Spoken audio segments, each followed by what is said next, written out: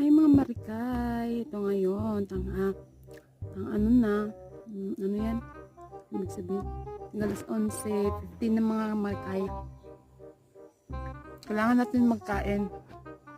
At alam niyo mga marikay, wala akong ulam, kaya ang inulam ko mga marikay, toyo, tapos nilagyan ko ng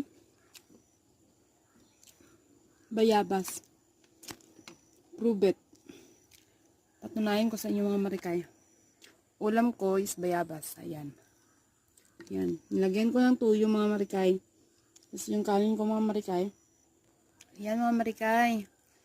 Yan pa. May isa pa akong natirang isang bayabas mga marikay.